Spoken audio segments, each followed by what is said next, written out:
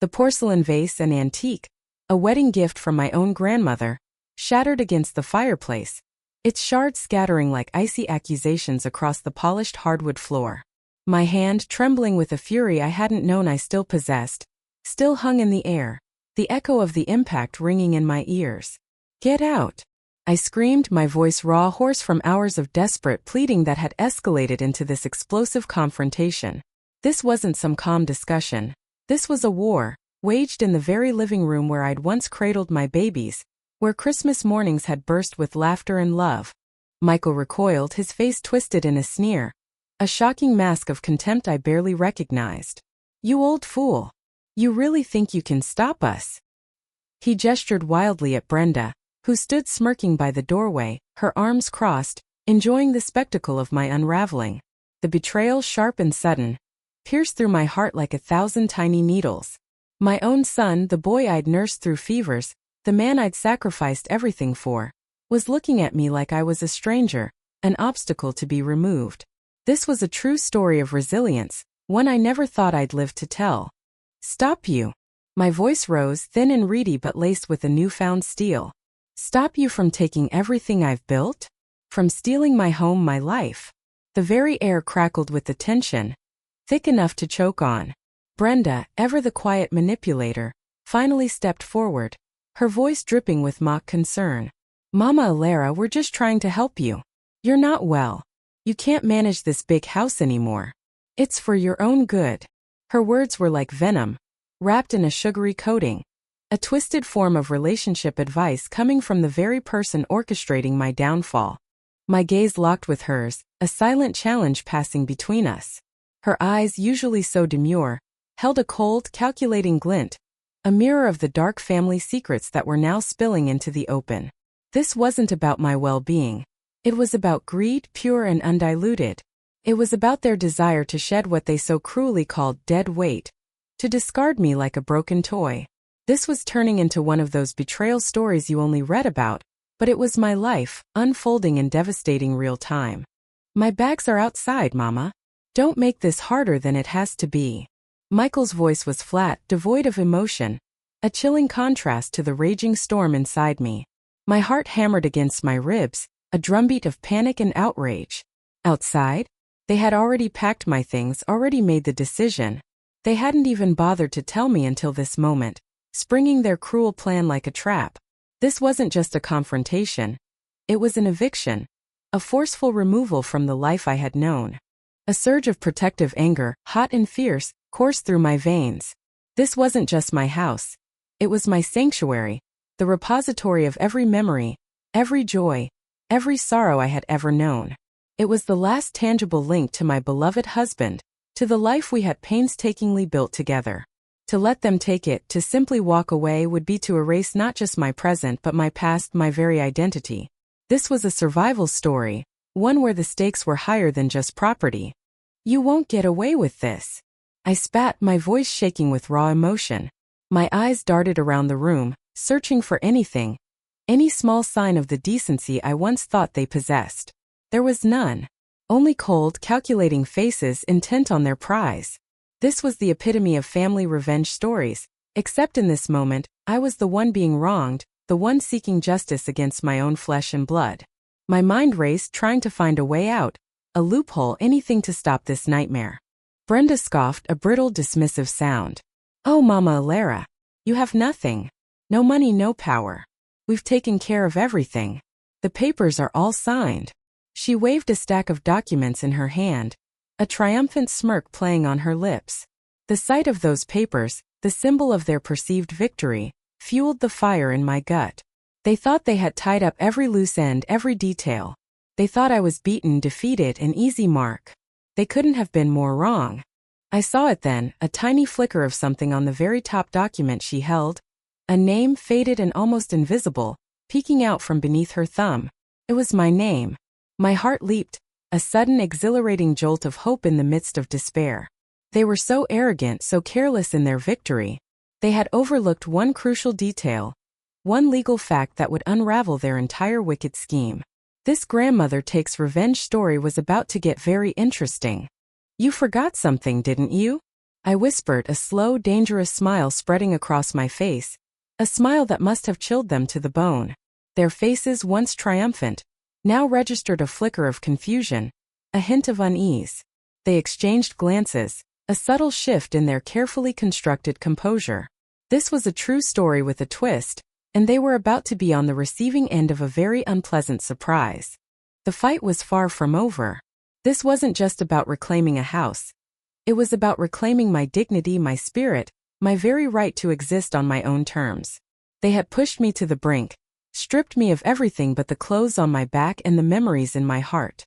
But what they didn't know was that they had awakened something in me, a dormant strength, a fierce resolve that would not bend, would not break. This was the beginning of my sweet revenge short story, a slow burn that would consume them.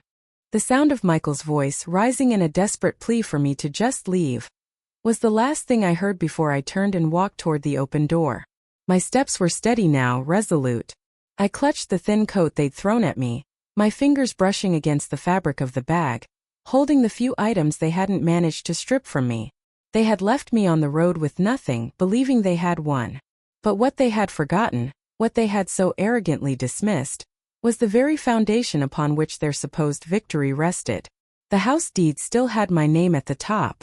If you want to know what happens when a gentle grandmother is pushed too far, when karma stories unfold in the most unexpected ways, subscribe now. This is just the beginning of Elara Mae's narrated life stories. A journey of lessons learned and motivational tales that prove that even the smallest among us can rise to become the most powerful.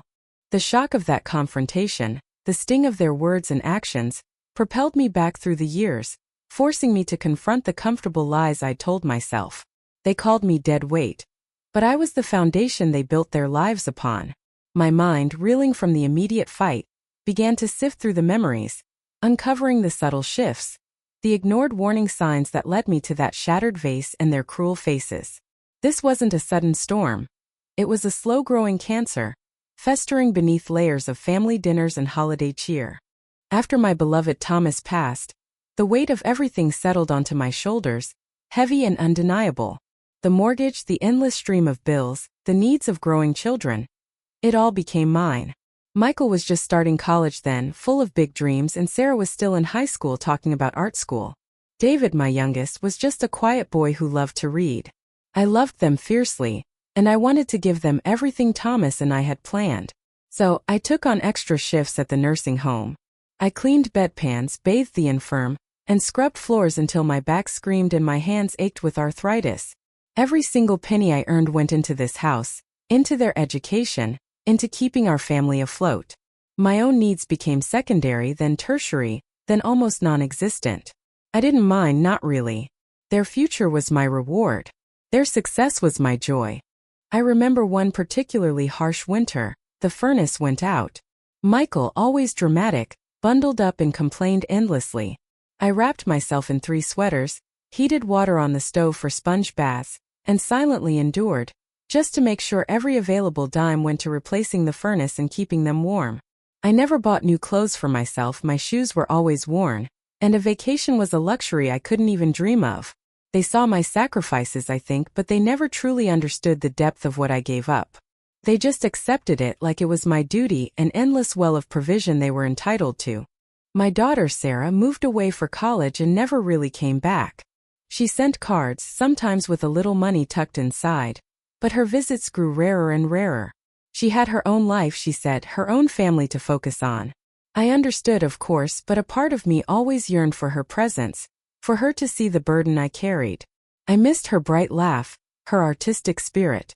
David, my youngest son, was always quiet, observant. He saw more than he let on, I believe. He was a good boy, easily influenced, but he never truly aligned with Michael's demanding nature. Yet he rarely spoke up, choosing silence over confrontation, a trait that would ultimately hurt me. Years ago, Michael came to me, tears streaming down his face, desperate. His own house was in foreclosure, his new business failing. He begged for help, promising to pay me back every cent. I didn't hesitate. I dipped into the small savings account I had managed to build, my nest egg for old age, and gave him enough to save his home. He swore eternal gratitude, his voice thick with emotion. He never paid me back.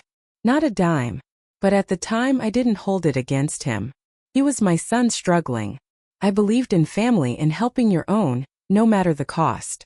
I foolishly thought he would do the same for me if the roles were ever reversed. That was my first major misstep, my first blind spot. Slowly, subtly, the power dynamics in the house began to shift. My opinions became less important, my suggestions dismissed with a wave of Michael's hand or a saccharine smile from Brenda. They started talking about renovations to my house, discussing selling off parts of the backyard, all without ever truly consulting me. I'd overhear whispers sometimes about my fading memory, about how I was getting confused. It was always gentle, always couched in concern, but the message was clear. I was becoming a problem to be managed, a burden on their future plans. I remember one afternoon Brenda brought over some legal papers. "Just for your review, Mama." She said they were about property taxes, something complicated. She kept talking, distracting me, pointing at lines, telling me where to sign. I felt a prickle of unease, a small voice inside me whispering caution, but I dismissed it. She was family after all. She was just helping. I signed, trusting her, believing she had my best interests at heart. That small, seemingly innocent act of trust, that little signature, would turn out to be a gaping wound they would later exploit. I brushed off the growing unease, told myself they were just looking out for me, that I was just getting older and perhaps a bit more forgetful. I ignored the knot of worry in my stomach, the quiet voice that whispered warnings about the gleam in Michael's eye when he spoke of our inheritance. I wanted to believe in their love, in their loyalty, more than I wanted to believe in the cold, hard facts. That quiet voice, that intuition, knew more than I was willing to admit. And that denial, that desperate clinging to the illusion of family, was the second critical mistake that led me directly to that shattering vase and the cold, unfeeling betrayal. The cold, biting air outside the house that night had been nothing compared to the chill that settled deep in my bones as the full scope of their conspiracy began to unravel in my mind. Standing on that lonely road, with only a thin coat and a flimsy bag, every whispered conversation, every odd glance, every seemingly innocent request clicked into place, forming a monstrous picture of calculated deceit. This wasn't just a sudden, angry outburst. This was a well-oiled machine of betrayal, years in the making, designed to strip me of everything. Brenda, with her deceptively sweet smile, had been the silent, insidious force. She had slowly, meticulously taken over every aspect of my financial life. It started innocently enough. "Mama Elara, let me help you organize your bills," she'd say, her voice soft and helpful. "It's so much easier with online banking." I, trusting her completely, gave her access. She'd always offered to simplify things, to manage my accounts. I believed her, saw her as a kind, dutiful daughter-in-law.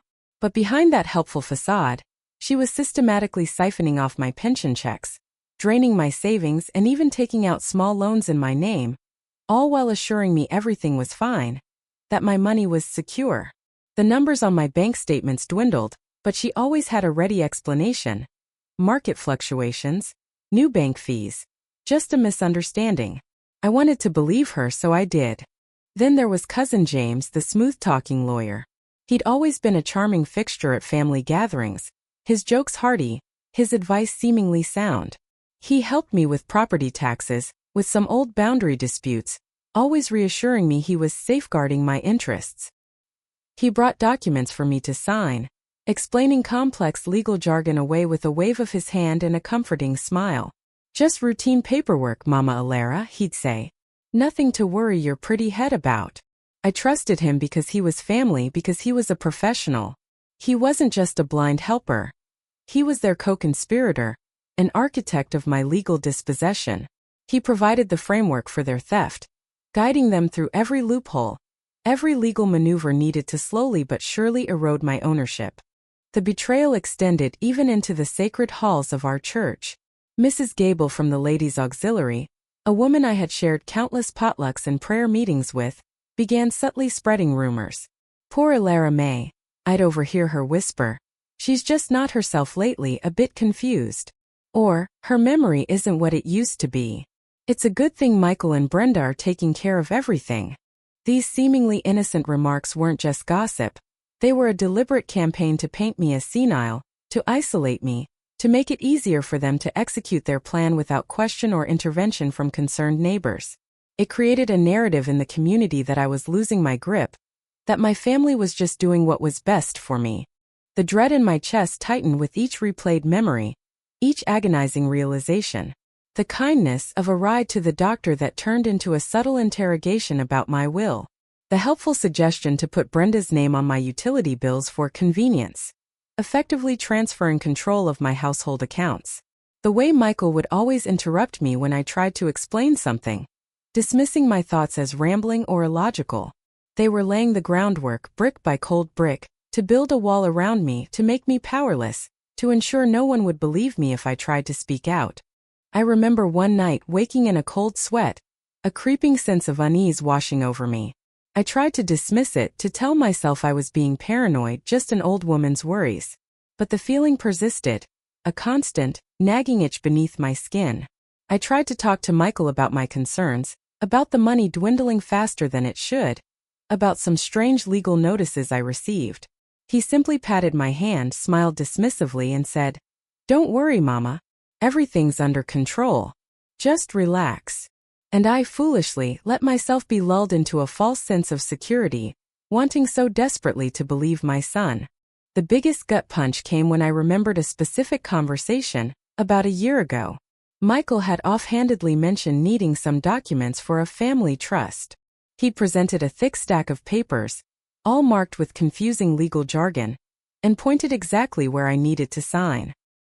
He said it was just to ensure the family's assets were protected for the grandchildren. I remembered hesitating, a slight tremor in my hand as I held the pen. A tiny voice, my intuition, screamed at me, but I pushed it down. Michael was my son. He wouldn't trick me. Or so I thought. That was the moment I unknowingly signed away control, if not outright ownership, of so much more than I realized. That signature, coerced through my trust and their lies, was the final piece in their elaborate puzzle. As I shivered on that roadside, clutching my coat, a fierce, burning resolve ignited within me. They thought they had silenced me, buried me. But the fire in my belly, once a flicker, now roared. I was done staying silent. My voice would be heard, and it would shake their world to its very core. The cold, hard asphalt dug into my skin as I sat by that abandoned bus stop, the thin, threadbare coat offering no real warmth against the night's cruel bite. They had done it. They had actually done it. Michael and Brenda, my own flesh and blood, had left me on the side of the road, discarded like so much refuse. The flimsy canvas bag beside me held the sum total of my worldly possessions. A change of clothes, my worn Bible, and a handful of faded photographs that now felt like mocking ghosts of a life that no longer existed. Every breath was a struggle, each one a gasp for air in a world that had suddenly, brutally become alien. A raw, guttural cry tore from my throat, surprising even myself. It was the sound of pure anguish, of a heart being ripped open. The tears came then, not gentle trickles but a torrent, scalding my cheeks, blurring the distant streetlights into streaks of distorted agony. I bent double, clutching my stomach, the physical pain a dull echo of the emotional devastation. How could they? How could the children I raised, the family I'd nurtured, inflict such a wound? The constant whispers from the community, the subtle glances of pity mixed with judgment, now echoed loudly in my mind. Poor Elara Mae, she's lost it. Such a burden. Their words had become my harsh reality. My body felt ancient, every joint screaming in protest from years of relentless work, and now, the shock of utter abandonment. My lungs burned, my chest constricted, and for a terrifying moment, I wondered if my heart, already so bruised and shattered, would simply stop. The thought, fleeting as it was, held a strange, dark comfort. To simply disappear, to cease to exist, felt less painful than this agonizing reality. I was alone, truly alone, adrift in a world that had suddenly turned its back on me. The weight of their betrayal pressed down, suffocating me, stealing my will to even breathe. I remembered how Michael had laughed, a cold, humorless sound, when I tried to reason with him one last time. "Mama, you're just being dramatic. This is for the best." For the best? To leave a 70-year-old woman on a roadside with nothing but a prayer and a coat? Brenda, ever the quiet schemer, had just watched, a faint, satisfied smirk on her face. Their faces, once familiar and beloved, were now grotesque caricatures of cruelty, burned into my memory. This wasn't just a low point. This was rock bottom. A plunge into an abyss I never imagined existed. But even as the last tears ran dry, leaving my face stiff and cold, something shifted within me. A tiny ember, deep inside my bruised spirit, began to glow. It wasn't born of hope, not yet. It was born of pure, unadulterated anger. Not the explosive rage that had shattered the vase, but a cold, steady fury, a determination to not let them win, to not let their cruelty be the end of my story. I had survived so much, overcome so many obstacles in my life. I had buried my husband, raised my children alone, fought for every scrap of dignity. I wasn't going to let them bury me too. My trembling fingers reached into my flimsy bag, seeking the familiar comfort of my worn Bible. Tucked inside a delicate, brittle piece of paper, folded many times over. It was a letter from my own grandmother written years ago during the Great Depression, when her family lost everything. Her words, faded but still clear, spoke of strength, of reclaiming one's spirit when the world tried its hardest to break it. Elara Mae, it read, her elegant script a ghostly presence on the page. Your worth is not measured by what others give or take, but by the fire in your soul. Keep fighting, child. You are stronger than you know. Her words were a lifeline, a whisper of resilience from the past. Just as the first sliver of dawn painted the sky with bruised purples and grays, a pair of headlights cut through the gloom. A car slowed, then pulled over, its engine rumbling softly. My heart leaped into my throat, a mixture of fear and a desperate, fragile hope. The driver's side window rolled down, revealing the kindly, worried face of Mrs. Jenkins, my neighbor from 2 streets over. She looked at me not with pity but with a deep, silent understanding. She didn't ask questions, didn't offer empty condolences. Her voice was gentle, a warm balm in the cold morning. Elara, honey, she said, her voice laced with genuine concern. You look like you could use a warm cup of tea and a soft bed to rest your head. Her simple act of kindness, a cup of tea and a place to lay my weary head, was a miracle. It was a sign that I wasn't completely alone, that not everyone had been tainted by their lies, that decency still existed in this harsh world. It wasn't much, but it was enough. It was the crack of light in my darkest hour, a quiet defiance against the crushing weight of their betrayal. If you've ever found yourself at the very bottom contemplating how you'll ever climb back up, if you've ever had to rebuild from ashes from the absolute lowest point imaginable, you know this feeling. This moment on the cold asphalt with the sun barely rising was not my end. It was the quiet, defiant beginning of something new. Stick with me, because this is where my true fight for dignity and justice truly starts. The warmth of Mrs. Jenkins's small, unassuming home felt like a literal balm to my battered soul. Her quiet understanding, her simple acts of comfort, like the steaming mug of herbal tea cradled in my hands, allowed the swirling fog of pain and confusion to finally begin to clear. As I sat there, the full horror of Michael and Brenda's betrayal washed over me again. But this time it was different. It wasn't just raw, overwhelming pain. A sharp, clear thought pierced through the numbness. Brenda wasn't the mastermind. She was cruel, yes, and greedy, but she was a follower. The true architect of my ruin, the puppet master pulling the strings, had been hiding in plain sight all along. It was Michael, my own son. The realization hit me like a physical blow, stripping away the last vestiges of my self-deception. His financial struggles, the ones I had so readily sacrificed my savings for, weren't just bad luck. They were a deliberate, calculated path to destitution that he intended to drag me into. He had always been skilled at playing the victim, at making others feel responsible for his problems, especially me. He knew my weakness, my unwavering love for him, my desperate desire to see him succeed. But the sheer ruthlessness of abandoning me on that cold road, the chilling gleam in his eyes when he spoke of the new life he and Brenda would have in my house, it wasn't just about money. It was a deep-seated resentment, a desire to erase my influence, my very existence from his life. He saw me as the obstacle, the old guard preventing him from truly taking over. He had manipulated Brenda, used Cousin James, and subtly poisoned the community's perception of me, all for his own selfish, twisted gain. Just as the true horrifying depth of his betrayal settled in my heart, a soft but insistent knock came at Mrs. Jenkins's front door. My heart lurched, a mix of apprehension and faint hope. Mrs. Jenkins opened it, and there, standing on the porch, wide-eyed and breathless, clutching a large, battered manila envelope, was Lena, my granddaughter Sarah's daughter. Lena. She had always been the quiet observer, the one who listened more than she spoke, whose eyes seemed to miss nothing.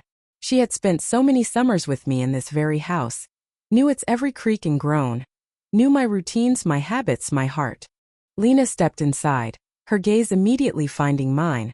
A mixture of fear and fierce determination etched on her young face. She didn't need to say anything. Her presence alone was a comfort, a lifeline. She had noticed things, small discrepancies in Brenda's stories, hushed phone calls, Brenda's strange insistence on helping me with my mail. Worried by her own mother's increasingly strained conversations with Michael, Lena had taken action. She had gone to the county records office, just on a gut feeling, a hunch that something wasn't right. And there, buried deep within the dusty archives, she had found it. She pulled out a faded, crinkled document from the envelope and laid it on the kitchen table between us. It was a copy of the house deed. And there, boldly printed, undeniable and clear, right at the very top, was my name. My full legal name. Elara Mae Johnson. My name was the primary owner.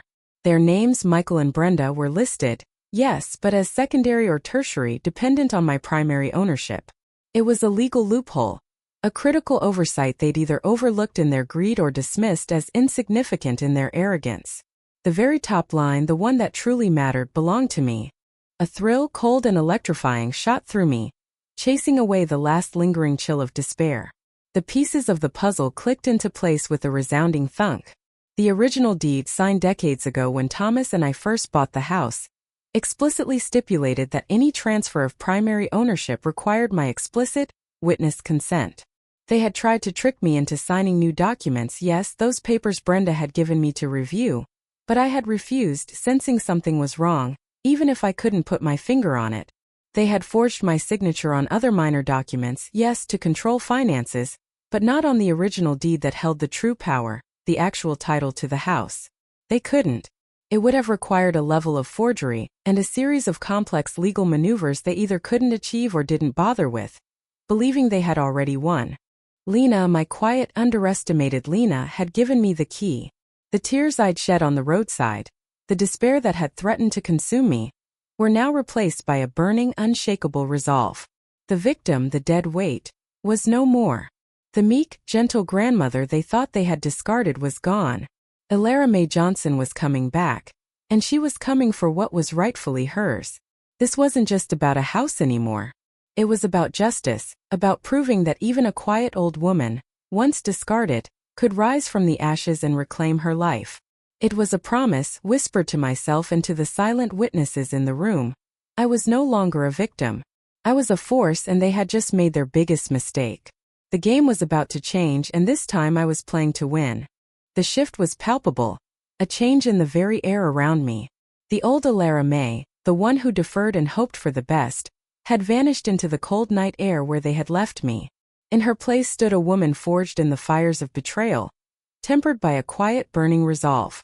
With Lena by my side, her young mind sharp and her loyalty fierce, and Mrs. Jenkins's unwavering, silent support, I began to move. This wasn't about angry outbursts anymore. This was about strategy, about dismantling their carefully constructed lies, piece by agonizing piece. The first step was finding a lawyer, and it certainly wouldn't be Cousin James. Lena, a true blessing, had already done her homework. She found a young, hungry attorney named Mr. Davis, known for taking on difficult cases, especially those involving elder abuse. He was sharp, perceptive, and most importantly, he listened. He didn't dismiss my story as the ramblings of an old woman.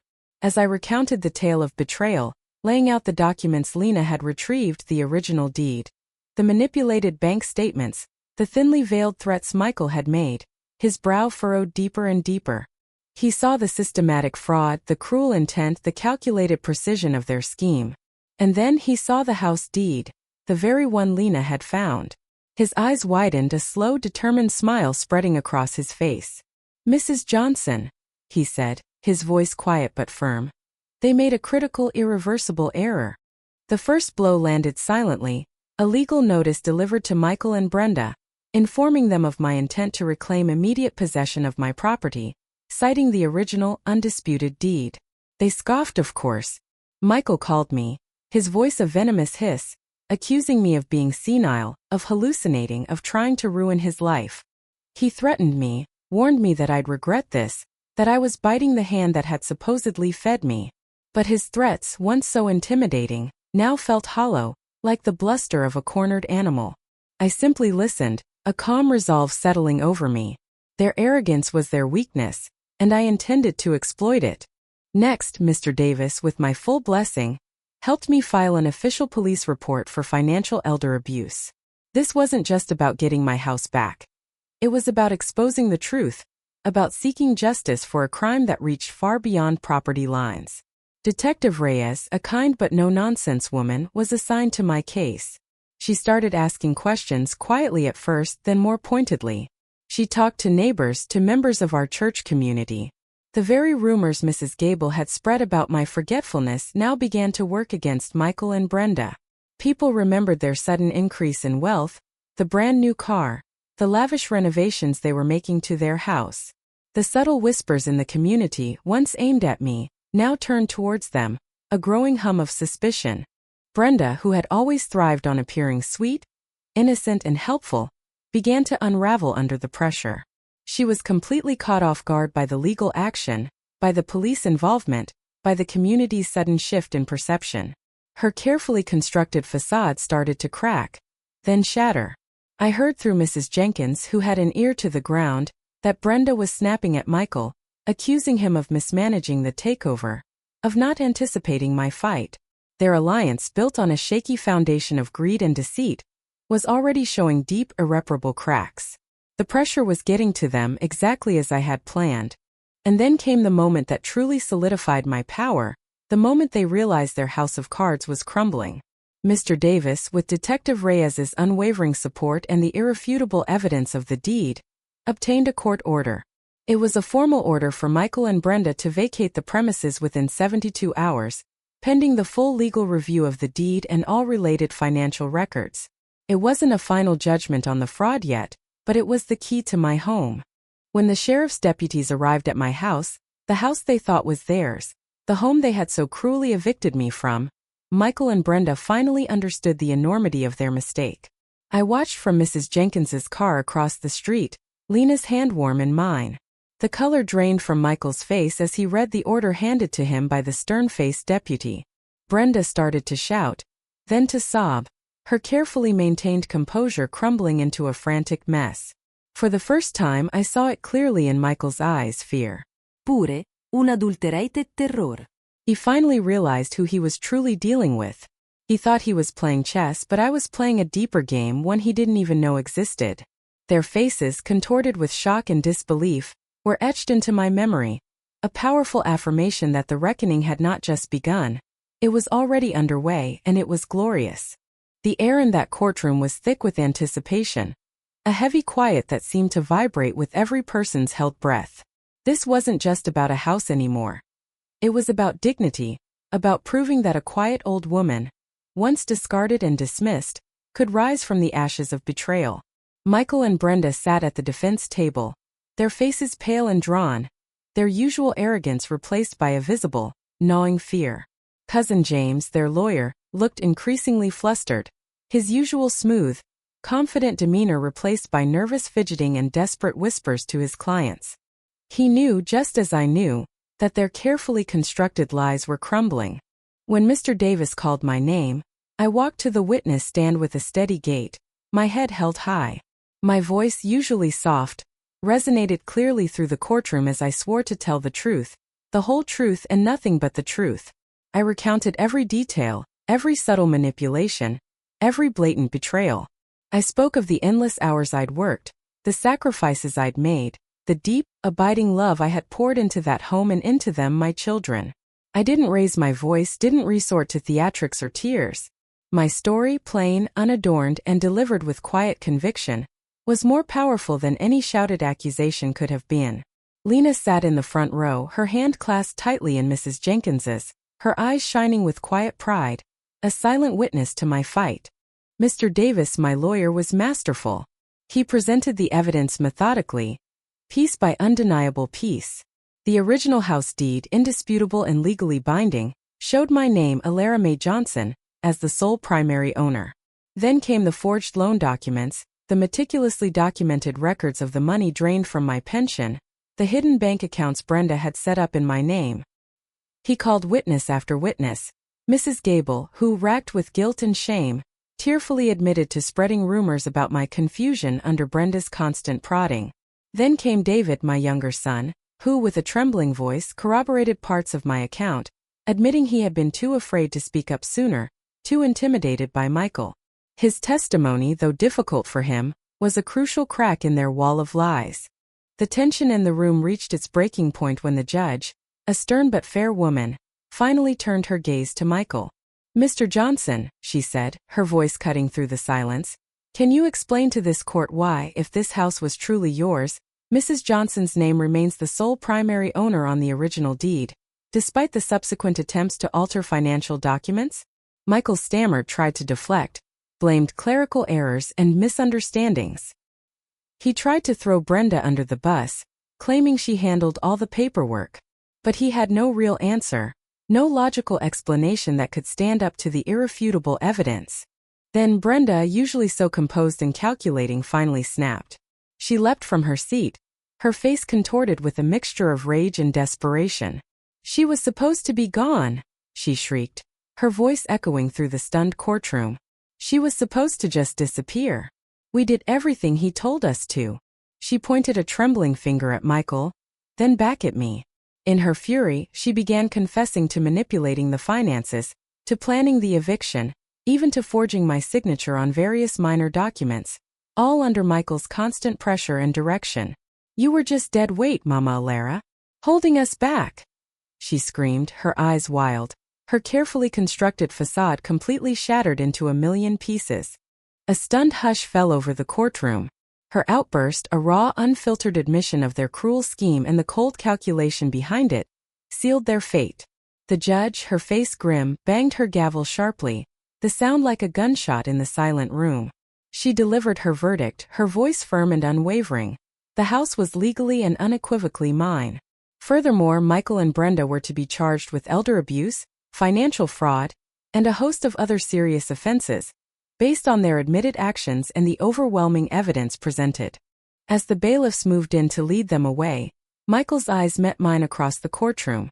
There was no defiance left, no trace of the arrogant son who had cast me out, only a blank, defeated stare, hollowed out by the realization of his utter failure. Brenda was sobbing uncontrollably, her body shaking, her composure completely shattered. I felt no triumph, no malice, no desire to gloat. Just a profound sense of peace, a quiet calm settling over my spirit. I simply stood, gathered my few belongings, and walked out of that courtroom, my head held high, my steps steady and resolute. I was not just a survivor, I was free. I was Elara Mae Johnson, and I had not only reclaimed my house, but my dignity, my identity, and my very life. The courtroom felt like a distant echo now, a fading memory swallowed by the quiet hum of my old house. Years have truly passed since that day, and the house, my house, no longer holds the painful memories of betrayal.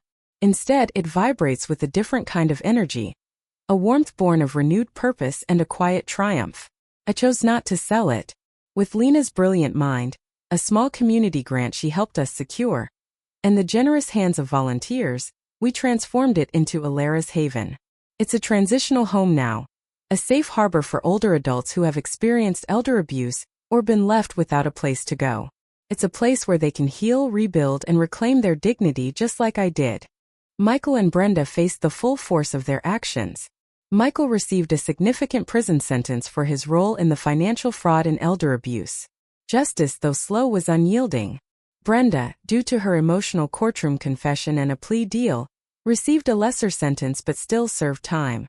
I hear through community channels that she's now working at a community center, a small, quiet effort to make amends, to perhaps find her own redemption. I often wonder if they truly understood the depth of the pain they inflicted, or if they only regret getting caught, losing their easy comfort. David, my younger son, after giving his difficult testimony in court, came to me, his eyes full of tears and genuine remorse. He confessed his fear, his cowardice in not speaking up sooner. He's been working tirelessly to rebuild his life, to make amends in whatever way he can. He volunteers regularly at Elara's Haven, helping with repairs, maintenance, and offering a gentle ear to the residents. He still has a long road ahead, but I see a genuine desire for redemption in his eyes, and I, more than anyone, believe in second chances for those who truly seek them. Love is a complex thing, full of forgiveness and the hope for change.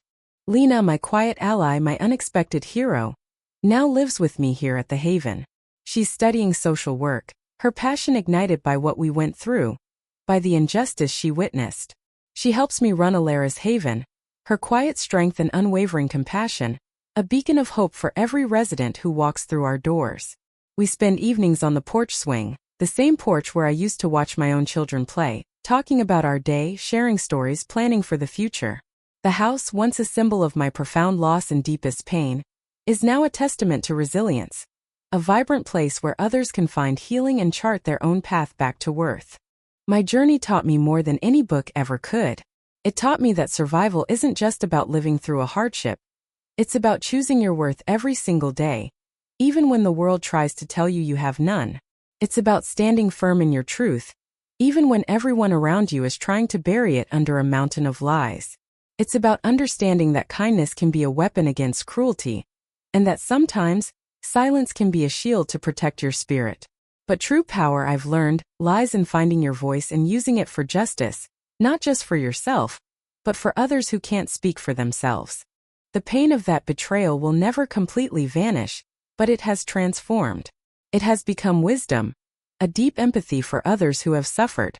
It has fueled my purpose, solidified my resolve to ensure that what happened to me happens to fewer others.